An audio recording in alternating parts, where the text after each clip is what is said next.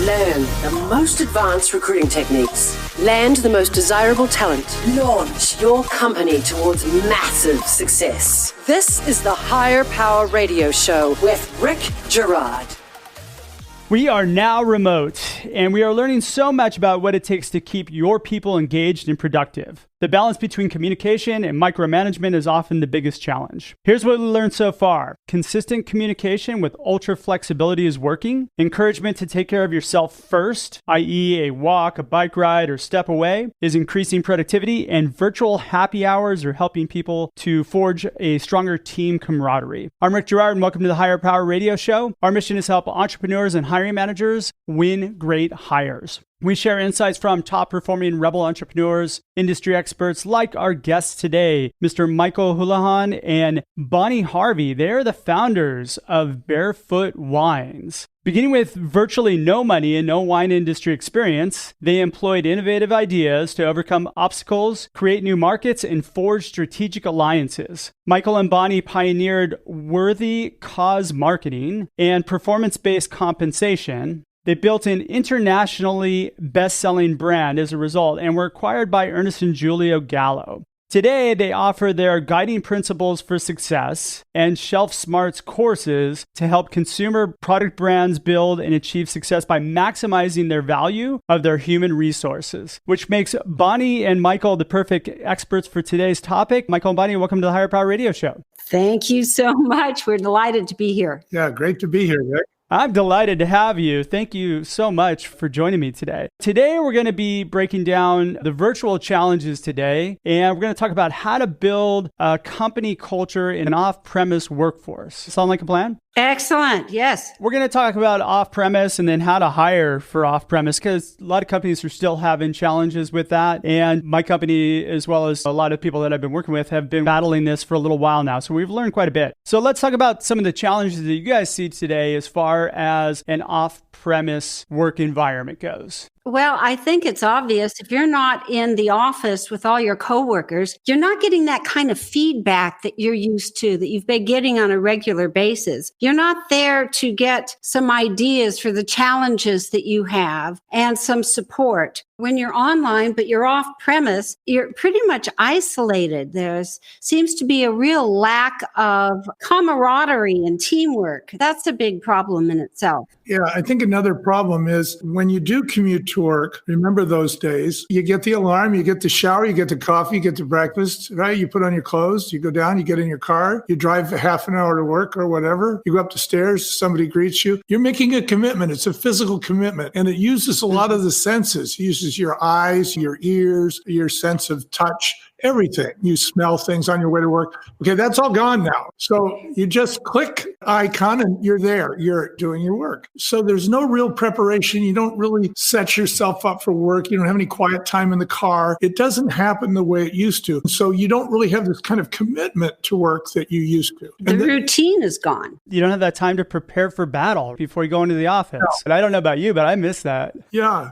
Or even wind down on the way back. People say I'm fighting traffic, but they're not really fighting traffic. What they're doing is they're relaxing. They're going, man, I got to think about this. That's part of the problem. Another problem is, like Bonnie was saying, daily encouragement, but there's also this balance between micromanagement and coaching that goes on in the office environment, yes, where you have some person who is your go-to person that says, you know, Michael, I overheard you on that last call. Things would have gone differently if you'd done this. Next time, ask him this. But it's on the fly. It's on the spot. You're not getting that. So we've lost a lot of that instantaneous feedback, contact, and commitment that we used to have when we send people home. That is true. And it's really easy to hide when you're at home.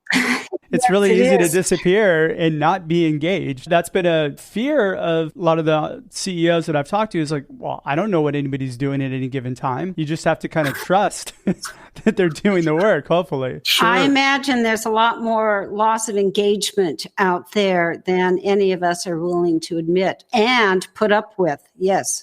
And the other big problem that's happening too is turnover, because now that you are more isolated and more insulated from your job and the people there, it's easier to jump ship because you don't have that social relationship that you used to have. And so the biggest problem, we see two problems. Number one is engagement, and the other one is turnover. They need to start with those problems and focus on how they're going to solve those two issues. All right, so let's talk about the reducing turnover one first, because I find if you've got a great culture, it's really hard to lose people because people want to stick around. They know they can go to work somewhere else for more money probably, but that's really all the other company has to offer. If they love working at your company, they're going to stay. But the challenge is now you're going home and you don't have these things. How do you keep people really engaged and wanting to still be there?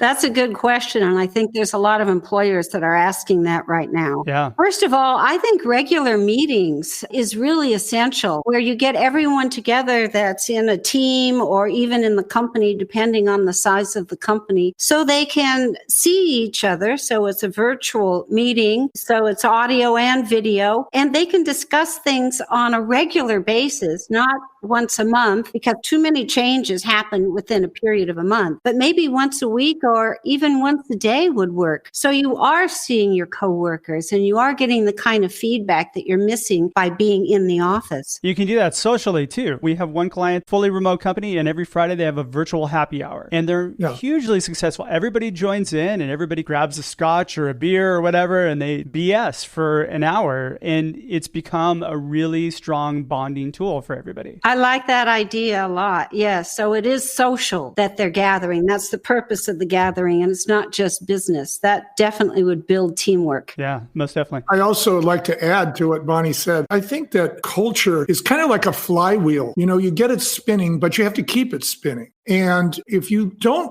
have it spinning, it slows down until it finally stops. And so the idea is how much of that cultural inertia and keeping that flywheel going was caused by the physical office setting, and what is required now in the off-premise office setting. Part of it has to do with your company's culture and how you communicate that culture to your people. In other words, are you a sales-oriented company? Are you a customer service-oriented company? Do you have very strong values about how you treat other people, whether they're coworkers, or how you treat a vendor, or how you treat a customer? These are the kinds of things that are involved in company culture that during the day you can hear and see people behaving a certain way, treating people a certain way with certain manners, say, and then all of a sudden, no more manners. You don't get that reinforcement. So why should anybody want to behave a certain way and get that message across to them? That's the real challenge. Actually, what you're saying leads us into the increased engagement piece, because now what do we need to do from an engagement perspective to keep people active, to keep them really wanting to do better when they're depressed at home, for the lack of a better. Well, they got to be excited about their job. That's for starters. Sure. And the company they're working for. And they have to understand how their job and the company they're working for produces good in the world, not just goods and services, but maybe stands for something like clean oceans or clean air, or something that they can relate to that maybe has nothing to do with work. Maybe it's the way they share their profits with their employees, but they've got to get their employees all on the same team so that they feel that they've got a stake in it somehow, whether it's I'm a surfer or I want to see clean beaches, I want to see clean ocean. Hey, this company is supporting the Surfrider Foundation. So that would be an example. Yeah, woohoo. Exactly. You have to realize too, if you're a CEO of a company, that the cost of a bad hire is significantly increased, and it's probably more dire now than it was before this whole thing went down, because it's so much harder to onboard people. And when you lose somebody, it's pretty devastating. You can lose not just one person, but 2 to 3. You can also lose a lot of your customers. Yes. Particularly if the salesperson, you lose the relationships that those employees had with your suppliers, your buyers, your contracted services. Those are all essential to success. Now, you guys shared with me offline that you guys had a really good retention rate. Can you brag a little bit about that? Because I think that's really impressive and people should take note of that. So what was your retention rate? We didn't have any turnover in the last, I don't know if it was 5 or 7 years of our business, but a good length of time. Before the acquisition? Yes. Right. But, that didn't didn't come about because we were so smart. It came about because we'd made every mistake in the book. And we finally realized it, and we realized what we were doing wrong. And we started to employ doing the right thing. That made a big difference. So we had a change in culture. It came from the top. All culture comes from the top. Absolutely. And we learned how to hire. We learned how to onboard. Yes. Onboarding is absolutely critical. It's absolutely critical. And onboarding is so much more than here's the coffee room, here's the bathroom, here's your go-to guy. All right, don't get into that yet because we're going to get on that in a second. All right, you're listening to the Higher Power Radio Show. I'm your host, Rick Girard. And for our podcast listeners, we're going to take a quick educational moment from our sponsors. Check out stridesearch.com. There you'll find additional resources on how you can land great hires. Our guest today is Michael Houlihan and Bonnie Harvey, the founders of Barefoot Wines. We're discussing the challenges of building a virtual workforce. We just discussed some of the challenges that we have, and now we're going to talk about how to do it. So you guys are going to share some of your ideas and some of your methods in which you guys were able to build a great team. Let's start out with, I think you shared with me, the very first thing was really finding good people and building them into great people. What does that mean? Yes. Well, the interview process is really essential, particularly as a starting point. You've got to get the people in there that you want that fit with the rest of your team. So the first part of our hiring process, like a lot of different companies, was talking to them on the phone. And we'd have various people talk to the candidates by phone to start with to see if they thought they were a fit. Then we would take the finalists and they would all come into our office at the same time. But let me back up a little bit. How did you find those good people first? Because that's always the biggest challenge. Yeah, that's the biggest challenge. So it depends upon what the job is. But let's say it's sales. We would go to our buyers and we would say, who's your favorite salesperson and why? We're looking for a salesperson to service you. Who do you think would do the best job of servicing your account? Boom. And the idea is you're not just getting the right person, but now the buyer feels obligated to buy from this person that they've recommended. So that's one little tactic that we used. That's a great tactic, by the way. That's fantastic. Thank you. Thank you. Yeah. But the fact that you took the time to do that, a lot of people won't do it. So getting out of your comfort zone and calling your customers and asking them who the best person is, if you get one thing from this show, do that in your recruiting efforts. Oh, yeah. You're going to save tons of money and time. Absolutely. And heartbreak. Oh, yeah. You should be calling your customers anyway. I would think that shouldn't be difficult. It should be something that you do on a regular basis. Now, let's say we're hiring somebody that relates to a vendor. We would call the vendors and we would ask them what representatives that they worked with in other companies that they liked and why and what they were looking for. If they didn't give us a name, we would get some great insights about what that particular supplier needed to provide us with their goods at a lower price and provide us with warehousing and extended credit and terms. Why? Because we got the right person talking to them. What if you needed a technical person, like an engineer or somebody outside of that realm? Somebody who's not customer interfacing. How did you guys find those people? Those are interesting. We actually had an engineer come in to apply for a job. So we knew that he came from a company that had just folded. And so we said, tell me about your last job. I understand those guys folded. What happened? Oh, it was the salespeople's problem. I don't have anything to do with sales. I'm an engineer.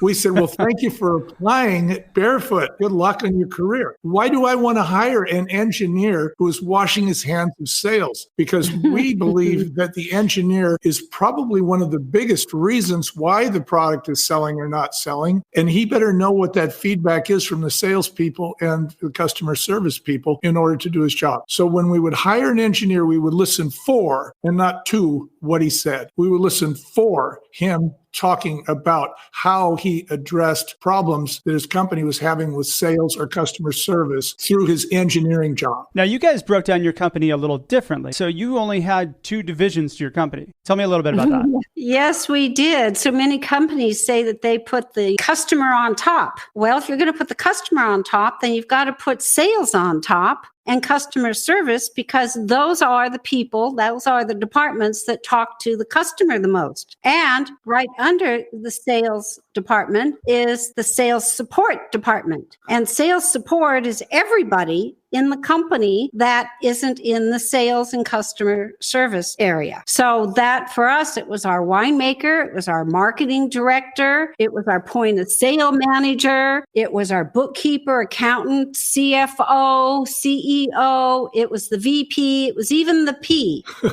Everybody was in sales support, because why are you in business if you're not supporting sales? That's where the paycheck comes from. That is so important, especially for our technical companies who are building a product. Number one, first and foremost, it's about the customer, and your direct line to the customer is your sales and support team. We had a 2-division company, sales and sales support, and that was it. How do you build good people into great people? You overkill on orientation. The first thing that happens is day one, they're hired. By the way, we should just step back a little bit. We didn't hire anybody who didn't research our company. We didn't hire anybody who didn't know that we were getting our butts kicked in their territory and tell us how they could fix it. See? So in other words, they had to have an interest in us before we had an interest in them. So that's one of the things that people should keep in mind when they're trying to hire themselves out, is do a little research on the company you're trying to get hired by. 100%. And that would come out during the interview process, yes. Yeah. That is something that a lot of people fail at in the interview process, is they don't do their research before they go into an interview. Do your homework. Exactly. So to your point, now you've made the decision, you've interviewed them, the people on the staff that are going to work with them have interviewed this person, and now you're bringing them on board. Right then, we like to say the cement is wet. You can move it with a trowel. If you let it get hard, you will need a jackhammer. So what are you going to do with that trowel? See, this is why you have to overkill on orientation, because in the first 24 hours, the person you're hiring makes all the answers happen in their head if they don't come in through their ears or through their eyes because of information you give them. In other words, they will answer the questions they don't ask. And you'll be working with them, and a year later, they'll do something just outrageous, and you'll go, "What?" And they'll say, "Well, I always thought it worked like this." And you'll say, "No, it doesn't work like that." But you see, that's your problem as an employer. That's not really their problem. So this is why we believe in things like the money map and 2-division company. Yeah. What's the money map? Okay. On day one, we would give people an infograph. By the way, it's going to be available to your people in the show notes. Anything we're talking about will be their graphic form. And we give them a graph, and the graph would show their paycheck. It would show them with the money in their hand. And then it would That's at the end of the map. That's the treasure. That's the pirate's treasure, right? Now, the actual treasure starts with the community, comes out of the community, becomes the customer. The customer goes in our case, goes into a retailer, makes a decision, but they can't do it unless the clerk has put our product up. And so then that won't happen unless the money is given by the customer to the cashier. The cashier takes the money, gives it to his boss. His boss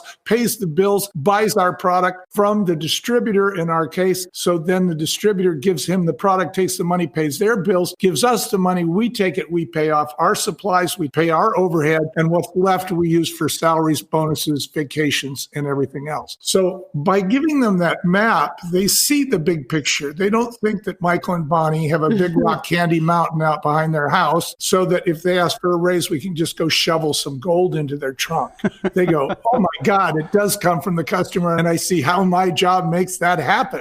I like the idea of shoveling gold into the trunk, though. Yeah. It's surprising how many employees don't realize where the money comes from, or they don't care. They think the owners are rich. Yeah. That's the end of the story. They don't realize it really comes from sales, comes from the customer. And how much of that money is split. You're getting a piece of it, but it's just going up the chain. In our case, if somebody spent $10 for our product, only $1 would come back into the big pot that paid for all the salaries. See, and that's including profits, because that's how much overhead there was. So like most companies are working on about a 10% profit margin. Some people will brag and say, "I'm working on 20, 30% profit margin." Forget about it. Most companies are working on 10, and they're lucky if they are.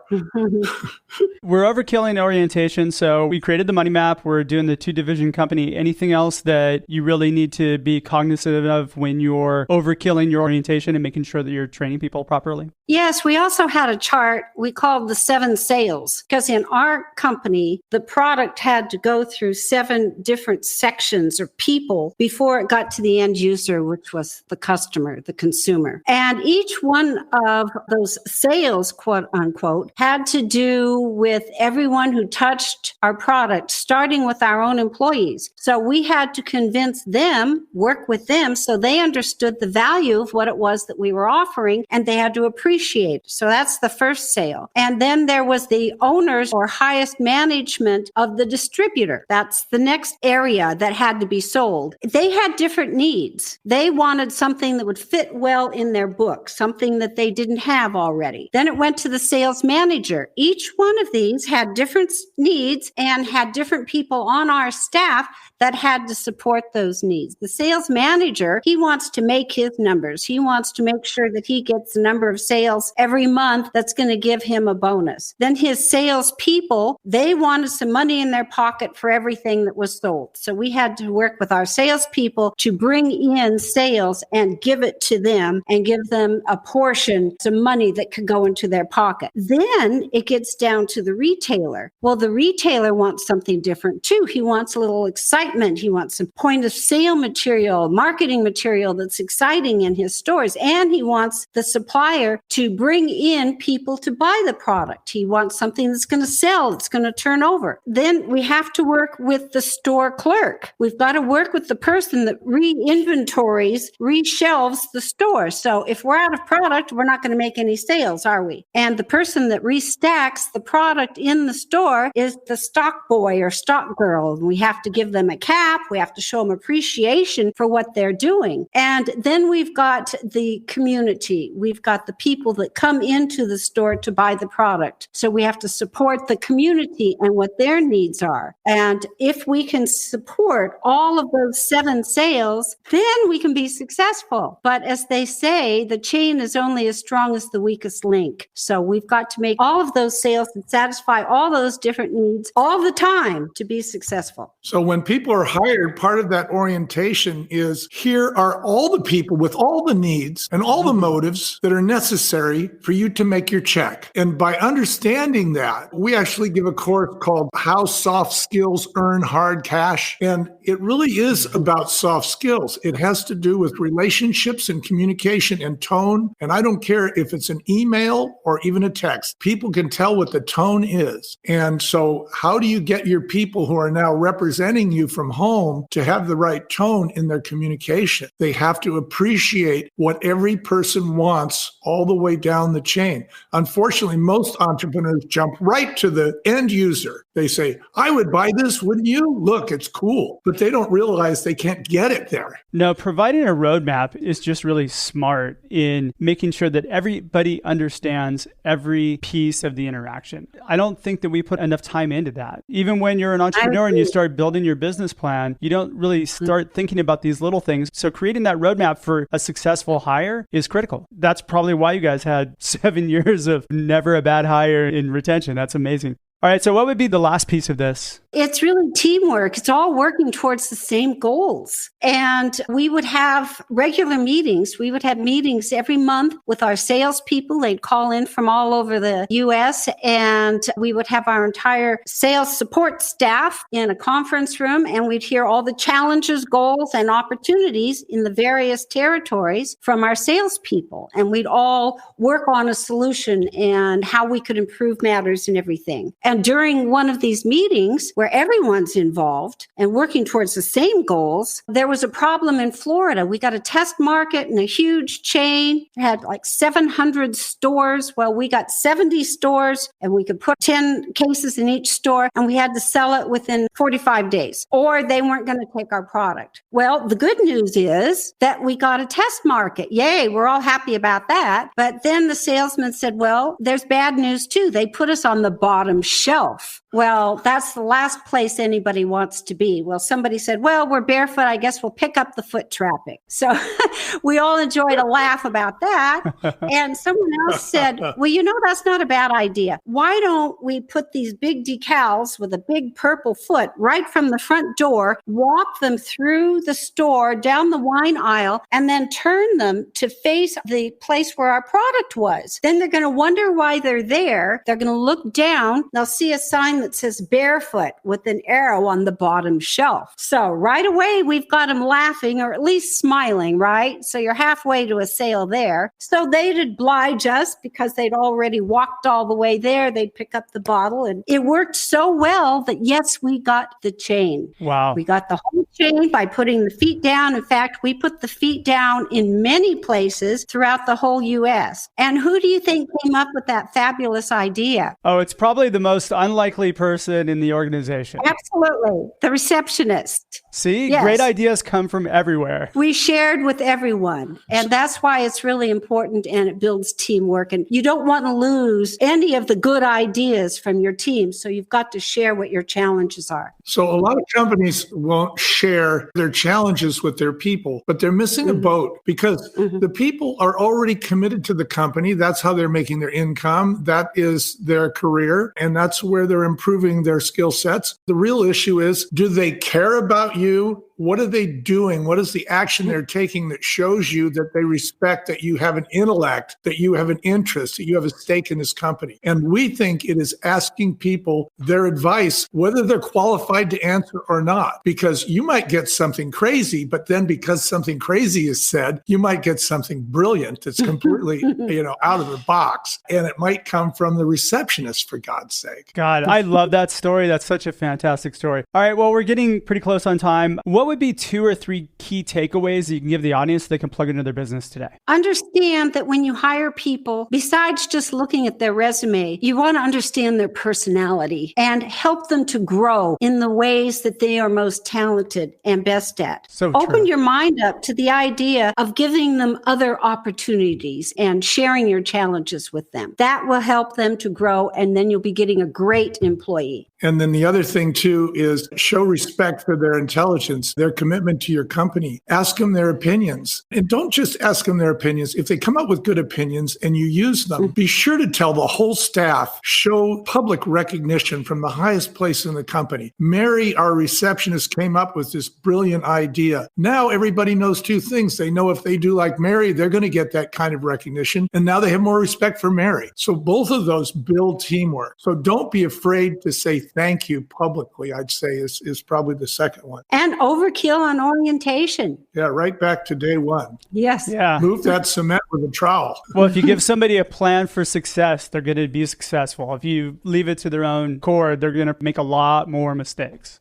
Right. These days, we're trying to dumb down the job. We're trying to make it cut and paste. We're trying to give people scripts and whatnot to make the job easier. But actually, we should be giving people more chance to use their humanity on the job and make decisions and work with people, because people buy you, they don't buy your product. That is so very true. Well, with that, we're just about out of time. Michael and Bonnie, thanks so much for your time investment today, and I want to welcome you to the Higher Power Radio community. Now, what would be the best way in which members of our community can find you, reach you? I know you guys have a couple books. How do they find that? They can get everything at thebarefootspirit.com, www.thebarefootspirit.com. You'll find a lot of information on that site. One of the things you'll find on that site is something we're doing new that's pretty interesting. It's in your part of the world. In fact, we're working with some of your colleagues. We have what we call business audio theater, and it's a 1945 radio show approach to telling the company's story. So you send your people home, they're off-premise workers now, and you give them an MP3, which is an audio book, and they listen to it. But instead of having somebody read it to them, they have actors and actresses with sound effects and music performing the story of the company. And you hear the gal trying to start it. She's out of money. There's a knock at the door. They're trying to collect. The phone's ringing. I mean, it's like the real world. So the idea is you identify with the proponents. You want to see the proponent succeed. The proponent has these challenges, overcomes them, succeeds, and you're hearing it all while you're jogging or driving or changing your baby's diapers or vacuuming your house.